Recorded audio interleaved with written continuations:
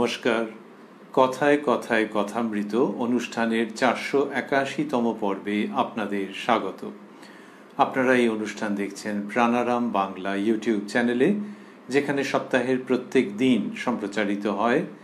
এই অনুষ্ঠানটি শুরুর সময় থাকে রাত্রি 9টা, আর কোষ্ঠীপাথর প্রাণারাম ইউটিউব চ্যানেলে প্রত্যেক সপ্তাহের শনিবার সম্প্রচারিত হয় শ্রী শ্রী মায়ের কথা। শুরুর সময় থাকে সন্ধে 6টা। এই অনুষ্ঠানে শ্রী শ্রী রামকৃষ্ণ কথামৃততে আমরা বিগত কয়েকটি পর্ব ধরে ছিলাম এবং আজকেও অবস্থান করব 23শে অক্টোবর 1885 প্রসঙ্গে। শ্রীরামকৃষ্ণ উত্তর কলকাতার শ্যামপুকুরে অবস্থান করছেন। সেখানে উপস্থিত রয়েছেন ভক্তবৃন্দ, উপস্থিত রয়েছেন তার চিকিৎসক ডক্টর মহেন্দ্রলাল সরকার মহাশয়। ডক্টর সরকারের সঙ্গে কথোপকথন হচ্ছিল এবং গতকাল আমরা যতটা শুনেছিলাম শ্রীরামকৃষ্ণ যা বলেছিলেন সেইটি আরেকবার শুনে নিয়ে তার পরের প্রসঙ্গে আজকে আমরা প্রবেশ করব শ্রী শ্রী রামকৃষ্ণ কথামৃততে, যার সূচনায় কথামৃতকার শ্রীযুক্ত মহেন্দ্রনাথ গুপ্ত বা শ্রীম বা মাস্টার মহাশয় উদ্ধৃত করেছেন, তব কথামৃতং তপ্ত জীবনং কবিভিরীড়িতং কল্মষাপহং শ্রবণমঙ্গলং শ্রীমদাততং ভুবি গৃণন্তি ইয়ে ভূরিদা জনাঃ। শ্রীরামকৃষ্ণ বললেন, অহংকার না গেলে জ্ঞান লাভ করা যায় না। উঁচু ঢিপিতে জল জমে না, খাল জমিতে চারিদিককার জল হুড়হুড় করে আসে। এটি আমরা গতকাল শ্রবণ করেছিলাম, বা এইখান পর্যন্তই। এবং তখন আমরা এটি স্মরণ করেছিলাম যে শ্রীরামকৃষ্ণ বলছেন যে উঁচু ঢিপি সেটি হচ্ছে অজ্ঞানের স্বরূপ, এবং জল জমে না অর্থাৎ বৃষ্টির জল সেটি এসে সেখানে গড়িয়ে যায়। আর খাল জমি, নিচু জমি হলে কি হয়, সেখানে জল জমে এবং চারিদিককার জল হুড়হুড় করে আসে। জল হুড়হুড় করে এলে কি হবে, চাষের সুবিধে হবে। এইটি হচ্ছে উপমা, যার অর্থ হলো এই যে যে ব্যক্তি বিনীত, যে ব্যক্তি অহংকার শূন্য, তার কাছে ঈশ্বরীয় জ্ঞান বিভিন্ন দিক থেকে আসতে থাকে এবং অবশ্যই ঈশ্বরীয় কৃপা, এই সব তার কাছে এসে উপস্থিত হয় নানা দিক থেকে। এই জন্যে অহংকার ত্যাগ করতে হয়, নিচু হতে হয়। এই রকম আমরা প্রসঙ্গ স্মরণ করেছি। আরেকটি ঘটনা হচ্ছে যে ডাক্তার মহেন্দ্রলাল সরকারের আমরা দেখেছি যে তিনি বিদ্বান মানুষ, আর শ্রীরামকৃষ্ণ যা বলেন তার প্রত্যুত্তরে মাঝে মাঝেই তিনি কথা বলেন। তার কতকগুলি যুক্তিসঙ্গত থাকে, কতকগুলি লঘু এবং প্রসঙ্গচ্যুত থাকে। একটি উদাহরণকে তিনি যখন প্রশ্ন করেন বা উদাহরণের ব্যতিক্রম দেখানোর চেষ্টা করেন, তখন সেটি অপ্রাসঙ্গিক হয়ে যায় মাঝে মাঝে।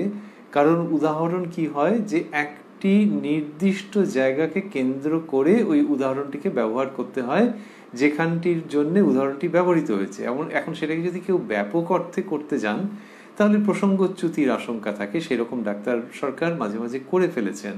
তিনি কৃতবিদ্য মানুষ হওয়া সত্ত্বেও শ্রীরামকৃষ্ণ যে অমিত জ্ঞানের এবং অসাধারণ সূক্ষ্মতার এবং অনবদ্য অনুভূতির কথা বলেন, সেখানে ডাক্তারবাবু ওই উপমাটাকে নিয়ে একটু কাউন্টার করতে গিয়ে উপমার প্রতিপক্ষ মতো হয়ে এক এক সময় এরকম করে ফেলেছেন। এইখানে দেখছি যখন শ্রীরামকৃষ্ণ বললেন যে খাল জমিতে চারিদিককার জল হুড়হুড় করে আসে, তখন ডাক্তারবাবু কি বলছেন, মাস্টারমশাই লিখছেন, কথামৃতকার লিখছেন, ডাক্তার কিন্তু খাল জমিতে যে চারদিকের জল আসে তার ভিতর ভালো জলও আছে, খারাপ জলও আছে, ঘোলা জল, হেগো জল এসবও আছে। পাহাড়ের উপরও খাল জমি আছে, নৈনিতাল, মানস সরোবর, যেখানে কেবল আকাশের শুদ্ধ জল। এইটাতে উনি প্রসঙ্গচ্যুত হয়ে গেলেন একেবারে। তার কারণ হচ্ছে শ্রীরামকৃষ্ণ তো ব্যক্তিকে খাল জমি এরকমভাবে বলেননি। তাহলে তো মহা মুশকিল হয়ে যায় যে খাল জমি মানে সমতল, তাহলে ব্যক্তির চেহারাও সেরকম হতে হবে। ও কি সর্বাংশে মেলানো যায় নাকি? খাল জমি মানে হচ্ছে যে নিচু জমি, এবং যেখানে কিনা জলটা আসছে সেই জলই আসছে যে জলটা কাম্য। ধরা যাক একটি কোনো গ্রামের জায়গা আছে, একটি কৃষিক্ষেত্র আছে, যেখানে কিনা মাঝে মাঝে ঢিপি আছে আর মাঝে মাঝে নিচু আছে। তো ওই যে জল যে আসছে, বৃষ্টির জলটা ধরে রাখা হোক, অন্য জায়গাকার জল, সেটা যেগুলো নিচু জমি সেগুলোতে আসছে এবং বেশ ফসল হচ্ছে। আর যেগুলো ঢিপি সেগুলো দেখো জলটা পাচ্ছে, বৃষ্টির জলটা পাচ্ছে, কিন্তু এমনই কপাল গড়িয়ে পড়ছে। ওই ঢিপি হচ্ছে অজ্ঞানের স্বরূপ, অহংকারের স্বরূপ। এটা যদি ওই মাঠে দাঁড়িয়ে কেউ বলেন তাহলে তো অসুবিধা নেই। সারা পৃথিবীর যত ঢিপি আছে আর যত খাল জমি আছে আর সেখানে যত রকমের জল আসছে তার কেমিক্যাল টেস্ট করতে হবে, কে বলেছে? ওই একটি জায়গায় দাঁড়িয়ে যে দেখো এখানে খাল জমিতে যেরকম হচ্ছে ঠিক সেই রকম ব্যক্তির অহংকার চলে গেলে তাই হয়। তো এইটা তো ওই উপমাটাকে ঠিক ওই জায়গাতে গ্রহণ করতে হবে, তাহলে তো মহা মুশকিল হয়ে যাবে। এখানে কি ভূগোলের বই নিয়ে কেউ বসেছে? কিন্তু ডাক্তারবাবু ওরকম বলে ফেললেন, সেটাতে এই অসুবিধাটা হয়ে গেল। কিন্তু তবু শ্রীরামকৃষ্ণ বলছেন, এই যে তবুটা কেন, কতক কতক জায়গায় তিনি সূক্ষ্মভাবে কথাটিকে কাউন্টার করেছেন, আর কতক কতক জায়গায় শ্রীরামকৃষ্ণের যে একটা করুণার ভাব, তো যে ডাক্তার একটা বলেছে আচ্ছা সেটার প্রসঙ্গে তিনি একটুখানি বলেছেন, না হলে হয়তো তিনি চুপ করে থাকতেন এবং সেটাই সবচেয়ে হয়তো ভালো হতো। কিন্তু ওই রকম এখানে দেখা যাচ্ছে যে ডাক্তারবাবু যখন বললেন নৈনিতাল মানস সরোবর যেখানে কেবল আকাশের শুদ্ধ জল, ওই যে বলেন পাহাড়ের উপরও খাল জমি আছে, বলে নৈনিতাল মানস সরোবর সেখানে যেখানে কেবল আকাশের শুদ্ধ জল, ওইটা বলতে চাইছেন যে ওই সব জায়গায় ভালো, ওই সব জায়গায় আকাশের শুদ্ধ জলটা স্টোরড হয়, আকাশের শুদ্ধ জলটা ওখানে সঞ্চিত হয়, অন্যান্য জায়গায় নানান রকম। শ্রীরামকৃষ্ণ সঙ্গে সঙ্গে বলছেন, মাস্টারমশাই লিখছেন, শ্রীরামকৃষ্ণ কেবল আকাশের জল বেশ, অর্থাৎ যে ওখানে যে কেবল আকাশের জল তুমি বলছো এটা বেশ শুনতে ভালো লাগছে, নৈনিতাল মানস সরোবর এখানে সব বললেন যে ওখানে কেবল আকাশের শুদ্ধ জল, অর্থাৎ মানস সরোবর সেটা তো নিচু জায়গা, ওখানে জলটা স্টোরড হচ্ছে, কি করে হচ্ছে, অন্য জায়গায় হচ্ছে না কেন? তা ওখানটা ওই রকমই যেখানে কিনা জল স্টোরড হতে পারে, আর এসব জায়গায় আকাশের শুদ্ধ জল। তো এইটাতে শ্রীরামকৃষ্ণ বললেন যে কেবল আকাশের জল বেশ, তার মানে তুমি ওই কাউন্টার করতে গিয়ে মাঝখান থেকে এই যে কথাটা বললে এটা বেশ, এটা বেশ কার জন্য? শ্রীরামকৃষ্ণের শুনতে ভালো লাগছে আর ডাক্তারবাবুরও অনুধাবনের জন্য যে এই তো you have come to the point, যে যেখানে ভালো জল সঞ্চিত হচ্ছে সেইখানকারটা নিয়েই উপমাটা দেওয়া হচ্ছে। তো তিনি বললেন কেবল আকাশের জল বেশ, আর এর মধ্যে একটা ওনার ওই আস্বাদনের অন্য জায়গাও থেকে গেল যে কেবল আকাশের জল মানে ওই অধ্যাত্ম প্রসঙ্গই তার মধ্যে সঞ্চিত হচ্ছে, সেই খাল জমি যার বা অহংকার রহিত অন্তঃকরণ যার। ডাক্তার আর উঁচু জায়গার জল চারিদিকে দিতে পারবে? শ্রীরামকৃষ্ণ সহাস্যে, একজন সিদ্ধ মন্ত্র পেয়েছিল, সে পাহাড়ের উপর দাঁড়িয়ে চিৎকার করে বলে দিলে তোমরা এই মন্ত্র জপে ঈশ্বরকে লাভ করবে। তা ওই যে বলেছেন যে উঁচু জায়গার জল চারিদিকে দিতে পারবে, মানে ওই জলটা অনেক জায়গাতে বন্টন করা যাবে। তো শ্রীরামকৃষ্ণ তার সমান্তরালে এটি বললেন যে একজন সিদ্ধ মন্ত্র পেয়েছিল, এবারে সিদ্ধ মন্ত্র পেয়ে তার এমন অবস্থা হচ্ছে যে সে পাহাড়ের উপর দাঁড়িয়ে চিৎকার করে বলে দিলে তোমরা এই মন্ত্র জপে জপে ঈশ্বরকে লাভ করবে। এটা বিভিন্ন রামানুজের জীবনে এরকমভাবে কথিত আছে। তা এই যে হলো যে এই মন্ত্র জপে ঈশ্বরকে লাভ করবে, এরকম যখন তিনি বলছেন তো শ্রীরামকৃষ্ণ বলছেন যে ওই উঁচু জায়গায় যেখানে কিনা বিশুদ্ধ আকাশের বিশুদ্ধ জল জমছে এবং যখন ভেতরে সেই প্রেরণা আসছে, তখন সিদ্ধ মন্ত্র পাওয়া সত্ত্বেও সেটিকে গোপন রাখছেন না, যে অনেক সময় তো হয় মন্ত্র গোপনে রাখতে হয়, কিন্তু এর ক্ষেত্রে ভেতরে এমনই একটি অসাধারণ প্রেরণা আসছে যেখান থেকে তিনি চিৎকার করে বলে দিচ্ছেন এরকম ভাবে। ডাক্তার হ্যাঁ তার এটি শুনে ভালো লাগছে, প্রসঙ্গটি শুনে শ্রীরামকৃষ্ণ যেটি বলছেন। তারপরে শ্রীরামকৃষ্ণ বলছেন, মাস্টারমশাই লিখছেন, শ্রীরামকৃষ্ণ তবে একটি কথা আছে, যখন ঈশ্বরের জন্য প্রাণ ব্যাকুল হয় ভালো জল হেগো জল এসব হিসাব থাকে না, তাকে জানবার জন্য কখনো ভালো লোকের কাছেও যায়, কখনো কাঁচা লোকের কাছেও যায়, কিন্তু তার কৃপা হলে ময়লা জলে কিছু হানি করে না। যখন তিনি জ্ঞান দেন, কোনটা ভালো কোনটা মন্দ সব জানিয়ে দেন।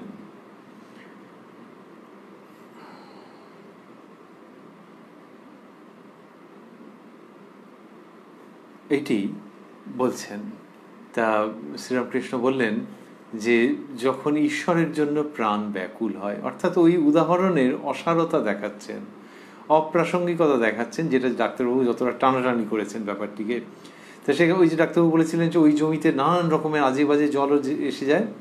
শ্রীরামকৃষ্ণ বলছেন যে যখন ঈশ্বরের জন্য প্রাণ ব্যাকুল হয়, ভালো জল হেগো জল এসব হিসাব থাকে না।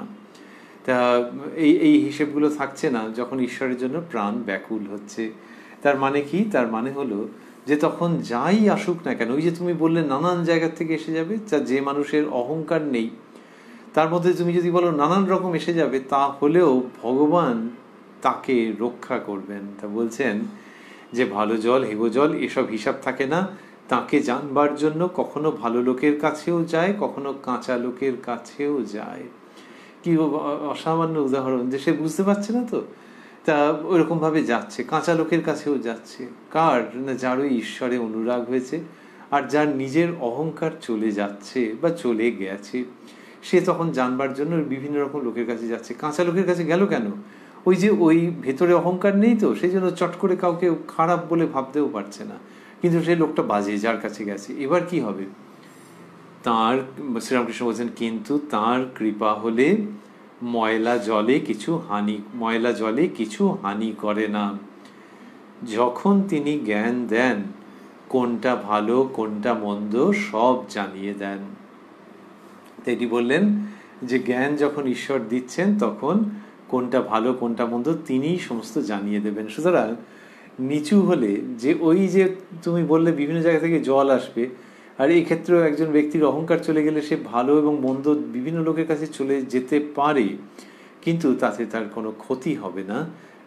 ভগবানের প্রসঙ্গে বলছেন তার কৃপা হলে ময়লা জলে কিছু হানি করে না, অর্থাৎ তিনি রক্ষা করেন এবং তিনি অচিরেই বুঝিয়ে দেন কোনটি গ্রাহ্য কোনটি ত্যায্য। আর ওই যে ডাক্তারবাবু বলেছিলেন, ওর মধ্যে একটা আপত্তির জায়গা ছিল বা একটা খণ্ডনের প্রচেষ্টা ছিল শ্রীরামকৃষ্ণের উক্তিকে। বলেছিলেন পাহাড়ের উপরও খাল জমি আছে। এখন শ্রীরামকৃষ্ণ বলেছিলেন উঁচু ঢিপিতে জল জমে না।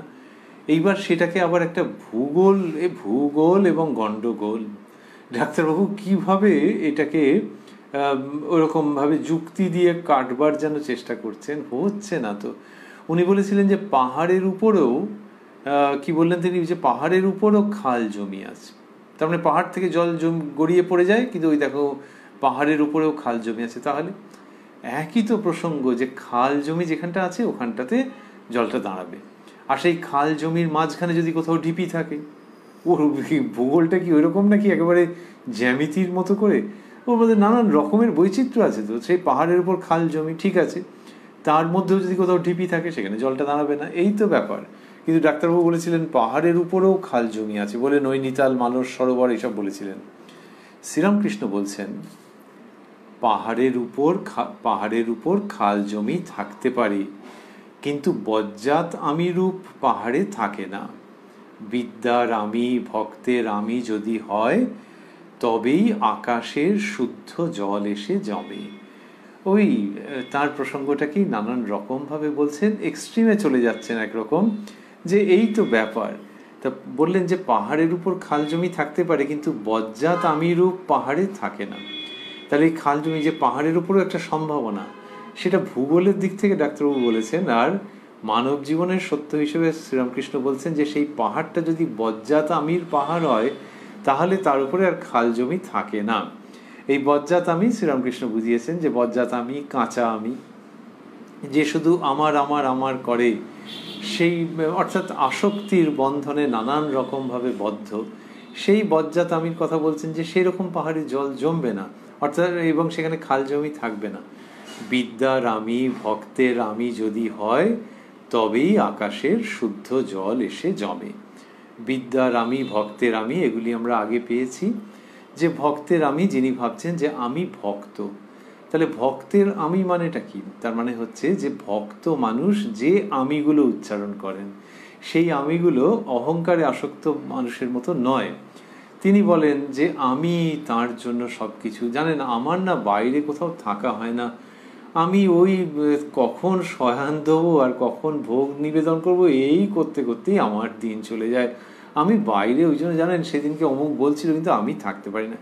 এর মধ্যে যে আমি আমারগুলো এলো, এগুলো ভালো না খারাপ? শ্রীরামকৃষ্ণ বলছেন এগুলো ভক্তের আমি, এগুলো ভালো। অন্যরকমভাবে লোকে যদি বলে এই আমার টাকা, আমার টাকা এ দিল, ও নিয়ে চলে, এইগুলো হচ্ছে কাঁচা আমি, বজ্জাত আমি। কেন বজ্জাত আমি? না, এটা মানুষের অধ্যাত্ম সম্ভাবনার ক্ষতি করে যতক্ষণ থাকে। আর ভক্তের আমি হচ্ছে ওইটি যেখানে কিনা ভক্ত ওরকমভাবে ভাবছেন যে আমি তার জন্য, তার প্রীতির জন্য আমার জীবন, এইরকম যখন বলছেন তার মধ্যে কোনো অহংকার নেই, তার মধ্যে অন্যকে ছাপিয়ে যাওয়ার চেষ্টা নেই, প্রতিদ্বন্দ্বিতা নেই। যদি কেউ প্রতিদ্বন্দ্বিতার ভাবে বলেন যে তিনি খুব বিরাট ভক্ত, তাঁর এইরকম এরকম জায়গায় যাতায়াত আছে, তাঁর এরকম এরকমের সঙ্গে পরিচয় আছে, সেটা খারাপ। কিন্তু ওই যে যিনি কিনা বলছেন যে আমি ওকে শয়ান না দিলে আমার বড্ড খুঁতখুঁত করে, জানেন এটা আমার একটা অসুবিধের দিক কিনা জানি না, কিন্তু এই জন্য আমার এরকম এরকম জীবন, এই যখন তিনি বলছেন তখন তিনি কাউকে ছাপিয়ে যাওয়ার চেষ্টা করছেন না, নিজের কথা বলছেন। এবং এটা ভক্তের আমি।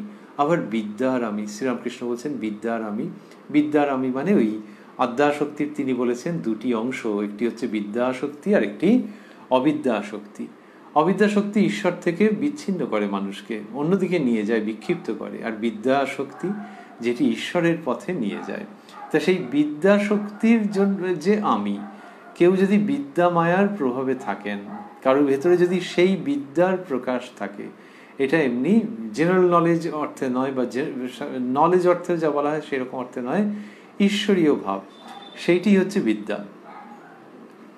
তো সেই বিদ্যার অধীনে যিনি আছেন, তিনি যে আমিত্বটা তার যে আছে, একটা আমিত্ব বোধ আছে, তো তার মুখ দিয়ে যখন আমি কথাটা বেরোয়, সেটা তার ভিতরের যে আমিত্ব বোধ আছে, সেটা এইগুলো হচ্ছে ঠিক ঠিক জায়গায়। এইখানে জল জমে, জল দাঁড়ায়। তা বলছেন যে বিদ্যার আমি, ভক্তের আমি যদি হয়, তবেই আকাশের শুদ্ধ জল এসে জমে।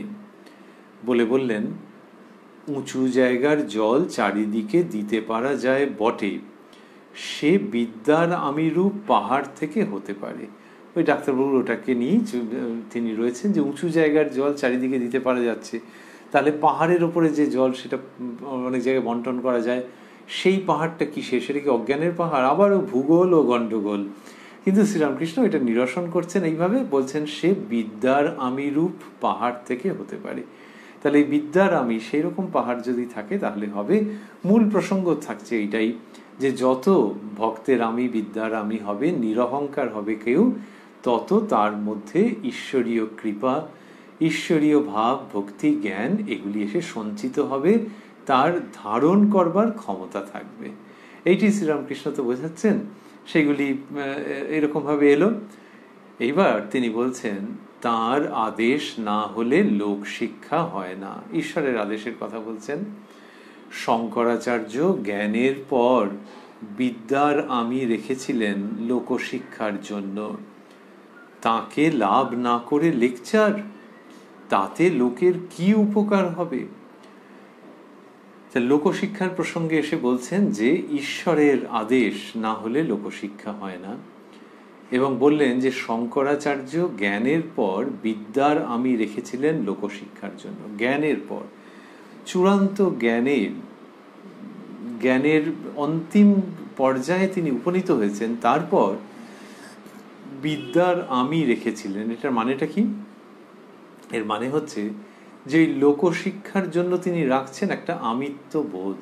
এই আমিত্ব বোধটাকে যেন জাগিয়ে রাখছেন। সে আবার কি জাগিয়ে রাখছেন মানে কি? মানেটা ওইটাই যে আমিত্ব বোধের সামূহিক লোপ হয়ে যাওয়ার উপক্রম করছে যখন তিনি জ্ঞানের শীর্ষে আরোহণ করছেন বা করতে চলেছেন। কিন্তু তিনি যেন ওই একটু আমিত্ববোধ রেখে দিয়েছেন, কারণ সেটির দ্বারা লোকশিক্ষা হবে। এই লোকশিক্ষা কে দিতে পারেন? যিনি কিনা সেই আদেশ লাভ করেছেন।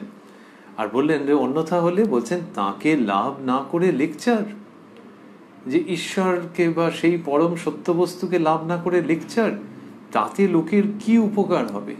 অন্যত্র বলেছেন যে লোকে হ্যাঁ হ্যাঁ ভালো ভালো এরকম বলে শুনে যাবে, কিন্তু কিছু কাজ হবে না। অদ্ভুত ব্যাপার, শ্রীরামকৃষ্ণ যখন বলেন তখন তার মধ্যে শব্দ এত শিক্ষণীয়ভাবে ব্যবহার করেন, আমরা আর কি বলবো, ভালোভাবে ব্যবহার করেন বললে মনে হবে যেন আমরা মূল্যায়ন করছি।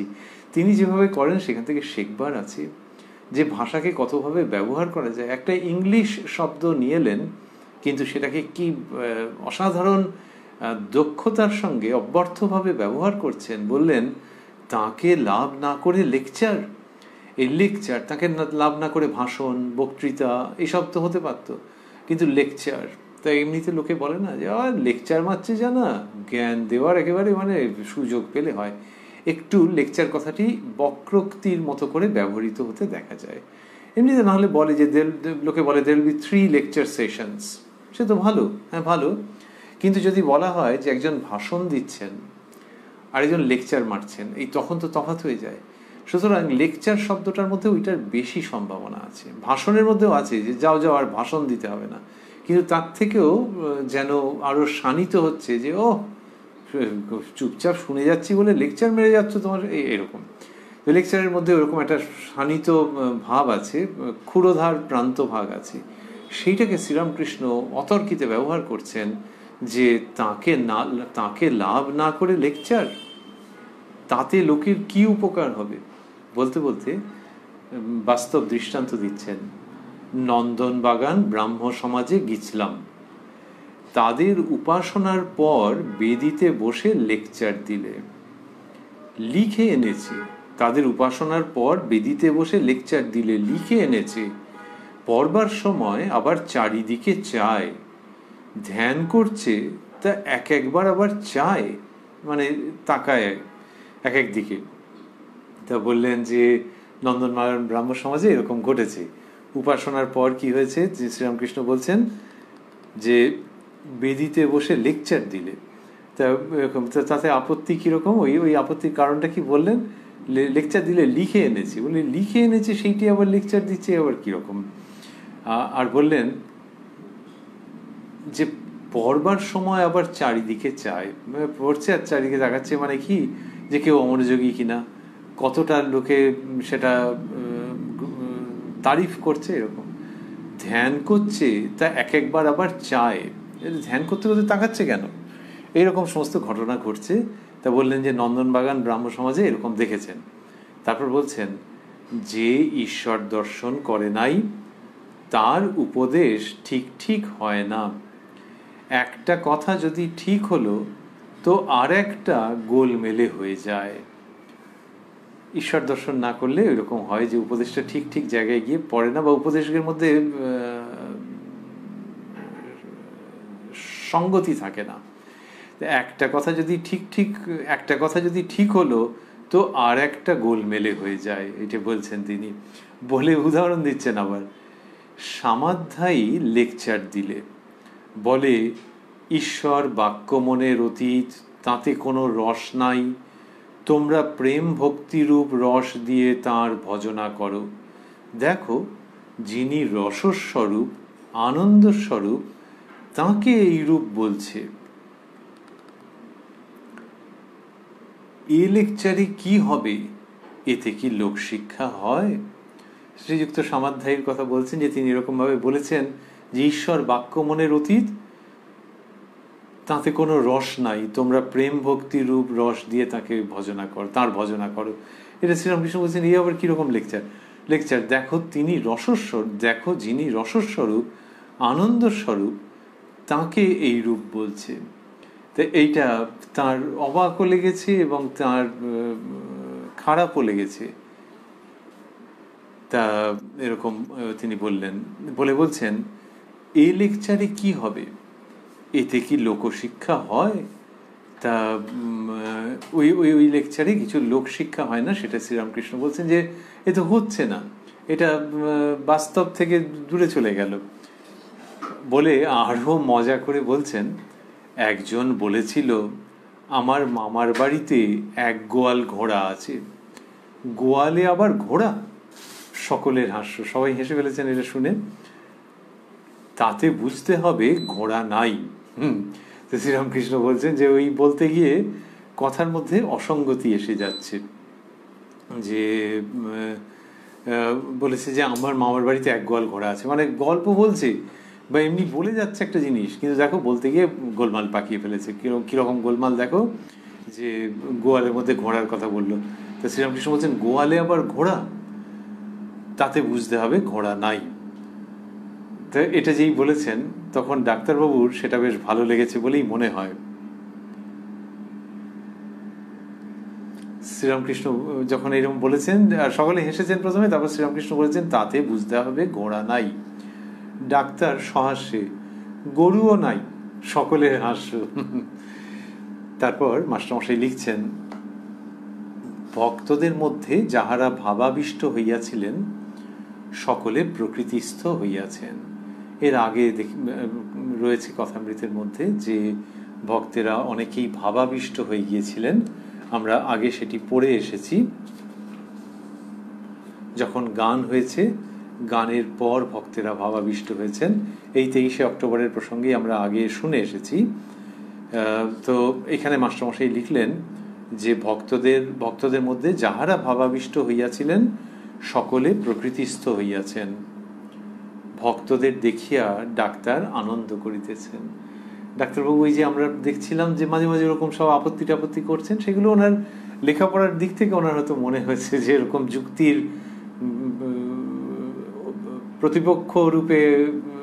প্রতিপক্ষ হিসেবে অন্য যুক্তি দিই, এইসব মনে হয়েছে। কিন্তু তিনি আনন্দ পাচ্ছেন এই আধ্যাত্মিক পরিবেশে, এবং ওই যে ভক্তেরা ভাবাবিষ্ট ছিলেন তারা আবার প্রকৃতিস্থ হয়েছেন, তারা পুনরায় এই ভূমিতে যেন প্রত্যাবর্তন করছেন, এইটাতে ডাক্তারবাবুর আনন্দ হচ্ছে। লিখছেন ভক্তদের দেখিয়া ডাক্তার আনন্দ করিতেছেন। এই যে মাস্টারমশাই লিখছেন ভক্তরা কোত্থেকে এলেন, ওই ঘরেই বসেছিলেন, কিন্তু এখন তারা আবার they are moving, whatsoever small movement is there, এবং সেখানে ডাক্তারবাবুর সেটা আনন্দ হচ্ছে।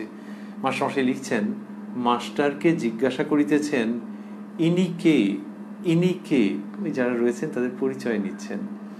পল্টু, ছোট নরেন, ভূপতি, শরৎ, শশী প্রভৃতি ছোকরা ভক্তদিগকে মাস্টার এক একটি করিয়া দেখাইয়া ডাক্তারের কাছে পরিচয় দিতেছেন।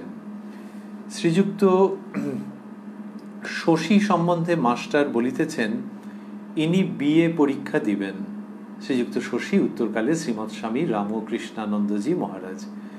আর শ্রীযুক্ত শশী যেখানে লিখেছেন মাস্টারমশাই, তারপরে ওখানে পাদটিকায় লেখা আছে, মাস্টারমশাই লিখছেন শশী 1884 খ্রিস্টাব্দে শ্রীরামকৃষ্ণকে প্রথম দর্শন করেন। তাই এবারে মাস্টারমশাই এরকম বলেছেন যে ইনি বিএ পরীক্ষা দিবেন। ডাক্তার একটু অন্যমনস্ক হইয়াছিলেন। শ্রীরামকৃষ্ণ ডাক্তারের প্রতি, দেখো গো ইনি কি বলছেন। শ্রীযুক্ত শশী শ্রীরামকৃষ্ণের স্নেহের প্রিয় ত্যাগী সন্তান, তার সম্পর্কে মাস্টারমশাই বলেছেন। তো ডাক্তারবাবু অন্যমনস্ক, তো ঠাকুর শ্রীরামকৃষ্ণ বলছেন দেখো গো ইনি কি বলছেন। ডাক্তার শশীর পরিচয় শুনিলেন, তার মানে মাস্টারমশাই হয়তো আরেকবার বললেন।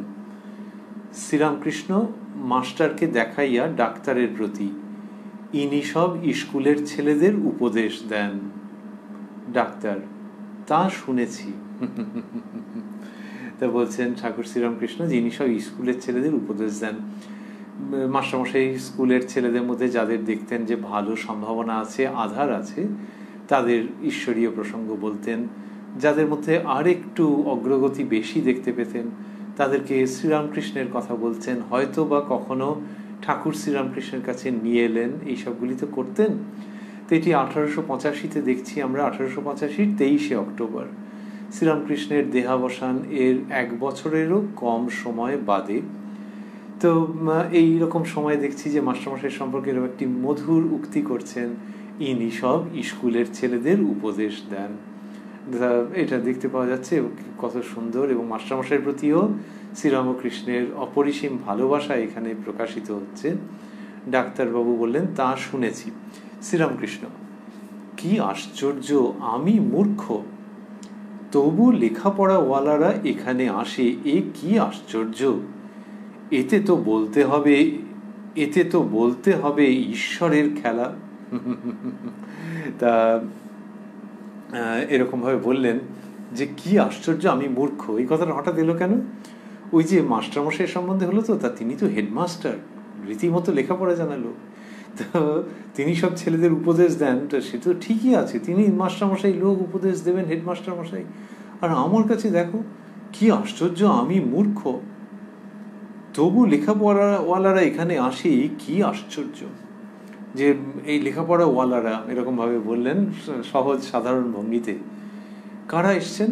এই দিনেই আমরা দেখছি যে মাস্টারমশাই উপস্থিত তো রয়েছেনই, তিনি ওই যে আমরা ভাবছিলাম কৃতবিদ্য মানুষ ডাক্তার মহেন্দ্রলাল সরকার রয়েছেন, কত লেখাপড়া, গিরিশচন্দ্র ঘোষ রয়েছেন, কি বই পড়েছেন, প্রচুর পরিমাণে পড়েছেন, নাটক যা লিখেছেন তার পেছনে বোঝা যায় যে দেশি বিদেশি সাহিত্য কতদূর মানুষটার চর্চার মধ্যে ছিল। গিরিশবাবুর একাডেমিক রেকর্ড খুব একটা উল্লেখযোগ্য নয়, তাতে কি হয়েছে, পড়েছেন প্রচুর। স্কুল কলেজের লেখাপড়া তো একরকম, আর ওই রকম পড়াশোনা। আবার মাস্টারমশাই, তাঁর আবার যেমন পড়াশোনা বলতে যা বোঝায়, আবার স্কুল কলেজ ইউনিভার্সিটির ডিগ্রি সে সাংঘাতিক। ডাক্তার মহেন্দ্রলাল সরকার, এরা তো শ্রীরামকৃষ্ণের কাছে আসছেন। তো সেখানে ঠাকুর বলছেন যে তবু লেখাপড়াওয়ালারা এখানে আসে, কি আশ্চর্য। অনেক সময় দুর্ভাগ্যবশত মানুষ এরকম বলে থাকে যে আমি কি বা জানি, লোকে এরকম আসে। তখন কেউ কেউ বলো, না না, আপনার পাণ্ডিত্য সে তো অসাধারণ। তা শুনে তিনি আবার একটু হাসি হাসি মুখে চুপ করে রইলেন। তাহলে কোনটা বলতে চাইছিলেন আর কোনটা শুনতে চাইছিলেন? শ্রীরামকৃষ্ণের ক্ষেত্রে হচ্ছে, তিনি যখন বলছেন যে তবু লেখাপড়াওয়ালারা এখানে আসে, এ কি আশ্চর্য, তারপরেই ওই আশ্চর্যের জায়গাটাতে তিনি ভাব সম্প্রসারণ করছেন একটি মাত্র বাক্যে। বলছেন, এতে তো বলতে হবে ঈশ্বরের খেলা। এই বাক্যটি অসাধারণ, যে আমার এই দেহ, তার মধ্য দিয়ে তিনি কাজ করছেন। এরকম তো তিনি বহু সময় বলে থাকেন, আর এখানেও যেন অতর্কিতে এটা চলে এলো, অতর্কিতেই আসে, কারণ তার মধ্যে এই ভাবটাই, এতে তো বলতে হবে ঈশ্বরের খেলা। এখন এটার দুরকম আছে। একটি হচ্ছে যে এই শ্রীরামকৃষ্ণ বলতে ভালোবাসতেন এই খোলটা, তার মানে এই দেহ একটা আবরণের মতো, তো এই খোলটা, এইটির মধ্যে দিয়ে তাঁরই শক্তি প্রকাশিত হচ্ছে, তাঁরই লীলা এরকম। এবং যার জন্যে এই খোলটা, এই দেহটা পাঠশালায় গেলই না, একরকম সেখান থেকে চলে এলো, লেখাপড়া শিখলো না, নামটা মুখস্থ করলো না, কিন্তু এইটার মধ্যে দিয়েই তিনি কাজ করে যাচ্ছেন। তার কি শক্তি, যে স্কুল কলেজে লেখাপড়া প্রায় কিছুমাত্র না থাকলে, কলেজ তো দূরস্থান, তাহলেও তার মধ্যে দিয়ে তিনি এরকমভাবে বিকাশ ঘটাচ্ছেন, এবং এত এত লোকেরা সব আসছে। তার মানে এই লোকগুলো যা পাচ্ছে সেইটার সম্মিলিত বস্তু তো এখানে রয়েছে। তো এটা ঈশ্বরেরই শক্তি, এটা একটা দিক। আরেকটি দিক হচ্ছে যে ঈশ্বর স্বয়ং অবতীর্ণ হয়েছেন, এরকমভাবে যদি ভাবা হয়, তাহলে সেই দিকেও অর্থটি পুরোপুরি প্রযোজ্য হচ্ছে, যে তিনি যে এইটার মাধ্যমে কাজ করছেন তা নয়। If someone loves to think that he or she, the primal cause of this universe, is himself or herself present in this mortal frame, এই দেহটির মধ্যেই সেই তিনি রয়েছেন, সেখান থেকেও এই বিস্ময় উৎপাদিত হতেই পারে। এ কি আশ্চর্য, এতে তো বলতে হবে ঈশ্বরের খেলা। এই ঈশ্বরের খেলা, তাহলে ঈশ্বরের খেলা যে এই দেহকে মাধ্যম করে তিনি এই সমস্ত বড় মাপের মানুষদের টেনে আনছেন এবং তাদেরকে প্রভাবিত করছেন সদর্থকভাবে। আরেকটি হচ্ছে যে তিনি এই বলা হয় 14 পোয়া মাপের মানুষের মধ্যে থেকে লীলা করছেন। এইটা শ্রীরামকৃষ্ণ ভেবে আনন্দিত হচ্ছেন যে এরকম ঘটছে। সেই এত লেখাপড়াওয়ালা লোকেরা যে কালে এখানে আসছে। মাস্টারমশাই লিখছেন, আজ কোজাগর পূর্ণিমা, রাত প্রায় 9টা হইবে। ডাক্তার 6টা হইতে বসিয়া আছেন ও এই সকল ব্যাপার দেখিতেছেন। এই যে ডাক্তারবাবুর ব্যাপার স্যাপার, এটা অদ্ভুত। ডাক্তারবাবু আগে বলেছিলেন যে যখন গিরিশবাবু বলছেন আপনার রুগী দেখা নেই, ডাক্তারবাবু বলছেন আর রুগী দেখা, এই যা পরমাংশ হয়েছে। তো তিনি সানন্দে এটি বলছেন যে শ্রীরামকৃষ্ণের কাছে এসে যেন আর সেই তার পেশার দিকটা মনেই থাকছে না। এরকমও বলেছেন তিনি যে এক একদিন তার যাওয়া হয়নি, পরের দিন গেছেন, এবং পরের দিন, সেদিনকে তো তাকে কল দেওয়া হয়নি, আগের দিন দেওয়া হয়েছিল, তা পরের দিন গিয়ে আর পয়সা নিতে পারেননি। নীতিপরায়ণ মানুষ ছিলেন যে আজকে তো কল দেওয়া হয়নি। এরকমও হয়েছে শ্রীরামকৃষ্ণের কাছে এসে তার এরকম অবস্থা। তার মানে কি, যে এমন কিছু পাচ্ছেন যেটা বইপত্রে পাননি। বইপত্রে পাননি মানে সেই বইগুলো পড়া হয়নি তা সব সময় নয়, যা পড়েছেন সেই, ওই যে আমরা বলছিলাম যে ডাক্তার সরকার তো লেখাপড়া জানা লোক, তো যা পড়েছেন তার মধ্যে থেকে এই আলোটা পাননি যেটা এর কথার মধ্যে দিয়ে পাচ্ছেন, আর এর জীবনটা তার সঙ্গে এক কম্পাঙ্কে স্পন্দিত হচ্ছে। এসবগুলো তো কম কথা নয়। তো ডাক্তারবাবুর সময় ভুল হয়ে যাচ্ছে এক এক সময়, এরকম দেখা যাচ্ছে। এখানে মাস্টারমশাই বললেন আজ কোজাগর পূর্ণিমা, রাত প্রায় 9টা হইবে, তার মানে আকাশে চাঁদের আলো ফেটে পড়ছে। ডাক্তার 6টা হইতে বসিয়া আছেন ও এই সকল ব্যাপার দেখিতেছেন, মানে ঠাকুরের ওখানে যা হচ্ছে। গিরিশ ডাক্তারের প্রতি, আচ্ছা মশাই, এরকম কি আপনার হয়? এখানে আসবো না করছি যেন কে টেনে আনে, আমার নাকি হয়েছে তাই বলছি। তো গিরিশবাবু বললেন যে আচ্ছা মশাই, এরকম কি আপনার হয়? তো এইটা মাস্টারমশাই তিনি ডাক্তারবাবুকে বলছেন। ঠিক তার আগেই মাস্টারমশাই এটি লিখলেন যে রাত প্রায় 9টা হইবে, ডাক্তার 6টা হইতে বসিয়া আছেন, এই সকল ব্যাপার দেখিতেছেন। ওই রকম একজন ব্যস্ত ডাক্তার, তিনি 3টি ঘন্টা বসে আছেন। ওষুধ দিতে কতক্ষণ লাগে? 3 মিনিট হয়তো লাগে, কি 10 মিনিটই লাগুক, কি আধ ঘন্টাই লাগুক, এই 3 ঘন্টা বসে আছেন ডাক্তারবাবু। তা সেইটা মাস্টারমশাই কি সুন্দর ভূমিকাটা করে দিলেন। এই কথামৃতের রচনা শৈলী এমন সুন্দর যে ওইটা প্রসঙ্গক্রমে বলে দিলেন, কিন্তু ওটা না বললে বুঝতে অসুবিধে হতো। এই যে গিরিশবাবু বললেন আচ্ছা মশাই, এরকম কি আপনার হয়? এখানে আসবো না করছি যেন কে টেনে আনে, আমার নাকি হয়েছে তাই বলছি। হঠাৎ বললেন কেন? এই যে একটু আগে বললেন যে ডাক্তারবাবু অলমোস্ট থ্রু 3 আওয়ার্স তিনি ওখানে বসে আছেন। তা এইটা। আর গিরিশবাবু বললেন যে যেন কে টেনে আনে, আমার নাকি হয়েছে তাই বলছি। এটা আগেকার বলবার ভঙ্গি, যে আসলে আজকাল আমরা বলি আসলে আমার হয়েছে, তা আসলে নয়তো কি নকলে, কিন্তু এটা একটা বাচন ভঙ্গি যে আসলে আমার হয়েছে তো তাই বলছি। আর এটা হচ্ছে আগেকার আমার নাকি হয়েছে তাই বলছি। তো গিরিশবাবু ওই ক্লুটা দিচ্ছেন ডাক্তারবাবুকে, যেটা ডাক্তারবাবু পুরোপুরি নেবেন না, একটুখানি রিজার্ভড আছেন এসব দিক দিয়ে।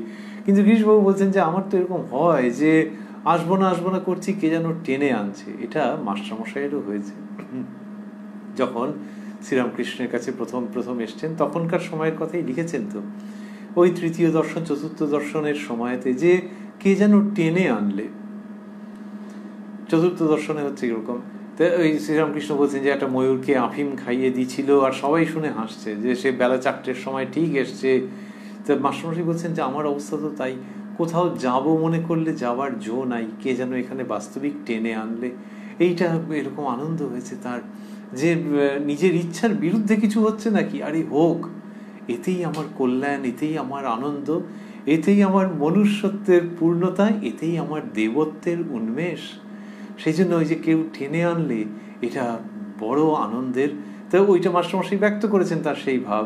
আর এখানে গিরিশবাবু এরকম বললেন, তখন ডাক্তারবাবু বলছেন তা এমন বোধ হয় না, তবে হার্টের কথা হার্টই জানে শ্রীরামকৃষ্ণের প্রতি, আর এসব বলাও কিছু নয়।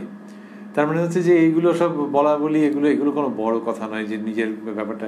এটা হচ্ছে যে এক একজনের এক এক রকম ভাব থাকে, তো তিনি এক্সপ্রেস করতে চাইছেন। এরকম আমরা আগেও দেখেছি যে ওই থ্যাংক ইউ দেয়া নিয়ে ডাক্তারবাবুর যে কথোপকথন আমরা আগে একটি পর্বেই দেখেছি সম্প্রতি, যে ওই ভেতরকার ভাবটা এক্সপ্রেস করতে চাইছেন না, কিন্তু শ্রীরামকৃষ্ণকে বুঝিয়ে দিচ্ছেন প্রকারান্তরে যে তোমার জন্য, তুমি বলতেন যে তোমার জন্যই আমার আশা, আমি কিছু পাচ্ছি সেই জন্যই তোমার কাছে ছুটে ছুটে আসছি, এগুলো কি তুমি ভেতরের কথা বোঝো না? এই রকম ভাবেই ডাক্তারবাবু বলেছেন। এখানেও বললেন যে তা এমন বোধ হয় না, তবে তা এমন বোধ হয় না, এরকম বললেন। বলেই বলছেন তবে হার্টের কথা হার্টই জানে। এটা কেন বললেন? নাহলে তো কার্টলি বলে দিতেই পারতেন যে না না ওসব বোধ হয় না। এখানে বললেন যে তবে হার্টের কথা হার্টই জানে, তার মানে এটা প্রকাশ করব না, যতটা যা হয়েছে প্রকাশ করব না শ্রীরামকৃষ্ণের প্রতি, আর এসব বলাও কিছু নয়, এরকম ডাক্তারবাবু যে বলছেন সেটি শুনতে শুনতেই আজকের অনুষ্ঠানের সমাপন করব আমরা। রয়েছি উদ্বোধন কার্যালয়ের প্রকাশিত শ্রী শ্রী রামকৃষ্ণ কথামৃতের 946 পৃষ্ঠায়, যেখানে 23শে অক্টোবর 1885 প্রসঙ্গ সমাপ্ত হচ্ছে। শ্রীরামকৃষ্ণের কৃপা সাপেক্ষে এই অনুষ্ঠানে আপনারা আমরা আবারও মিলিত হব আগামীকাল প্রাণারাম বাংলা ইউটিউব চ্যানেলে, যেখানে সপ্তাহের প্রত্যেক দিন সম্প্রচারিত হয় এই কথায় কথায় কথামৃত অনুষ্ঠানটি। শুরুর সময় থাকে রাত্রি 9টা, আর কোষ্ঠী পাথর প্রাণারাম ইউটিউব চ্যানেলে প্রত্যেক সপ্তাহের শনিবার সম্প্রচারিত হয় শ্রী শ্রী মায়ের কথা। শুরুর সময় থাকে সন্ধে 6টা। আজকে এই 23শে অক্টোবরের শেষাংশের যে প্রসঙ্গগুলি আমরা শুনছিলাম, তাতে দেখলাম ওই খাল জমিতে জল দাঁড়ানো, জল সঞ্চিত হওয়া, সেটির প্রসঙ্গে শ্রীরামকৃষ্ণ বললেন ডাক্তার সরকারের উক্তির পরিপ্রেক্ষিতে খুব পরিষ্কার করে যে যদি খাল জমিতে নানান দিক থেকে জল আসেও, তাহলেও যেটি হয় সেটি হচ্ছে যে কোনো আশঙ্কার কারণ নেই। যার ওই রকম খাল জমি অর্থাৎ অহংকার রহিত ভাব, সেই ব্যক্তি যদি কাঁচা লোকের কাছেও যায় তাহলেও কোনো হানি হয় না, যখন তিনি জ্ঞান দেন কোনটা ভালো কোনটা মন্দ সব জানিয়ে দেন, এটি বললেন। আর বললেন যে বিদ্যার আমি ভক্তের আমি রূপ পাহাড় যদি হয়, পাহাড় নিয়েও হতে পারে, কিন্তু সেটা বিদ্যার আমি ভক্তের আমি রূপ পাহাড় যদি হয়, সেখানেই আকাশের শুদ্ধ জল এসে জমে। আর বললেন যে ঈশ্বরের আদেশ না হলে লোকশিক্ষা হয় না, শঙ্করাচার্যের কথা বললেন। আর বলছিলেন শ্রীরামকৃষ্ণ, আমরা শুনছিলাম যে যেখানে কেউ ভাবছেন নিজের থেকে তিনি বলবেন, লেকচার দেবেন, এবং লেকচার লিখে এনেছেন, আবার ধ্যান করবার সময় এদিক ওদিক তাকাচ্ছেন, সেগুলো ঠিক মতো হয় না। সামাধ্যায়ীর লেকচারের কথা বললেন যে তার মধ্যে অসঙ্গতি রয়েছে, সেটা নিয়ে হাসাহাসি হলো। তারপর ডাক্তারবাবু ভক্তদের পরিচয় নিচ্ছিলেন, যখন ভক্তেরা অনেকে যারা ভাবাবিষ্ট হয়েছিলেন তারা যখন ধীরে ধীরে আবার প্রকৃতিস্থ হচ্ছেন, তখন পরিচয় নিচ্ছিলেন ডাক্তারবাবু। তখন শ্রীযুক্ত শশী তার পরিচয়টা ঠিক মনোযোগ দিয়ে শোনেননি। শ্রীরামকৃষ্ণ আবার তার মনোযোগ আকর্ষণ করলেন তাঁরই প্রিয় শশীর প্রসঙ্গে। আর মাস্টারমশাইয়ের কথা বললেন যে ইনি সব স্কুলের ছেলেদের উপদেশ দেন। আর নিজের কথায় বললেন যে তবু লেখাপড়াওয়ালারা এখানে আসে, এ কি আশ্চর্য, এতে তো বলতে হবে ঈশ্বরের খেলা। তা এইরকম যে বলছেন, তার মধ্যে শ্রীরামকৃষ্ণের অপূর্ব মনোভাব আমরা দেখতে পাচ্ছি। আর শেষের দিকে দেখলাম যে গিরিশবাবু যখন বললেন ডাক্তারবাবুকে যে আপনার কিরম হয়, আমাকে কি যেন টেনে আনে, তখন ডাক্তারবাবু সেই জায়গাটাতে একটা যেন একটু সাবধানী সংযত উত্তর দিলেন। শেষ করতে করতে আমরা ভাবছি যে শ্রীরামকৃষ্ণ এই মাস্টারমশাই সম্পর্কে বললেন ইনি সব স্কুলের ছেলেদের উপদেশ দেন। ওই যে ভালোবেসে এই কথাটি বলেছেন, আমাদের ভাবতে ভালো লাগছে যে মাস্টারমশাই যে সেই স্কুল, সেই স্কুলে তো আর চিরকাল তিনি শিক্ষকতা করেননি, একটা সময় তো রিটায়ারমেন্ট বলেছিল, কিন্তু তিনি সত্যি সত্যি চিরকালের মাস্টারমশাই। শ্রীরামকৃষ্ণের এই উক্তির প্রসঙ্গে এইখানটিতে দাঁড়িয়ে আমাদের মনে হচ্ছে উনি বললেন ইনি সব স্কুলের ছেলেদের উপদেশ দেন। সেই স্কুলটা কোথায়? সেই স্কুলটা জগৎ জুড়ে, এবং আমরা তার ছাত্রছাত্রী, তাঁরই ছাত্রছাত্রী রূপে আমরা এই কথামৃতর মধ্যে থাকছি। স্কুল খুলবে কি খুলবে না এই নিয়ে সব অনেক চিন্তাভাবনা আছে। এই মুহূর্তে এই রাজ্যে চিন্তাভাবনা যে আচ্ছা সামনের মাসের অমুক তারিখে খোলবার কথা সব হয়ে গেছে, ইত্যাদি ইত্যাদি। তো স্কুল কখনো বন্ধ থেকেছে, কখনো খুলছে, এরকম তো চলে। স্কুল আবার এমনিতে স্বাভাবিক সময়, এই গ্রীষ্মের সময় হয়তো ছুটি রইল, শীতকালে ছুটি রইল, এরকম নানান রকম, আবার এমনিও ছুটি ছাড়া থাকে। স্কুল মানেই হচ্ছে কখনো ছুটি কখনো খোলা। কলেজ ইউনিভার্সিটি সেখানেও যে কোনো শিক্ষা প্রতিষ্ঠান মানে খোলা বন্ধ থাকে। তার উপরে আবার দুর্ভাগ্যবশত ওই রকম যদি ডাক্তারি কারণ হয় তাহলে কত দীর্ঘকাল বন্ধ থেকেছে। কিন্তু মাস্টারমশাইয়ের যে স্কুল সেটি সম্বৎসর খোলা। সেই যে স্কুলটি খোলা রয়েছে 24/7 যাকে বলা হয়, এবং যে কেউ কথামৃতের মধ্যে প্রবেশ করবেন সঙ্গে সঙ্গেই যেন পাঠ তিনি পেতে আরম্ভ করবেন, কোনো বাধা নেই। দিনের বেলায়, দুপুরবেলা, বিকেলবেলা, সন্ধেবেলায়, রাত্রিবেলায়, যখন মানুষজন হয়তো শুয়ে পড়বেন করছেন সেই সময় যখন হোক কেউ কথামৃতর মধ্যে ঢোকা মানেই কথামৃত খোলা মানে একটা বই খুলতে পারেন তিনি, তার মোবাইল ফোনে একটা কোনো ফাইলের মধ্যে থাকতে পারে, একটা স্ক্রিনশট থাকতে পারে, একটা মেসেজ, যেরকম ভাবেই হোক কথামৃতের মধ্যে ঢুকছেন মানে ওমা সঙ্গে সঙ্গে পাঠদান শুরু হয়ে যাচ্ছে। এইটি একটি অদ্ভুত ব্যাপার। ওপেন বুক, ওপেন স্কুল, 24 ঘন্টা 7 দিন এই স্কুল খোলা থাকছে।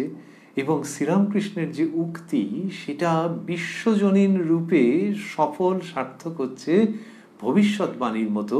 ইনি সব স্কুলের ছেলেদের উপদেশ দেন।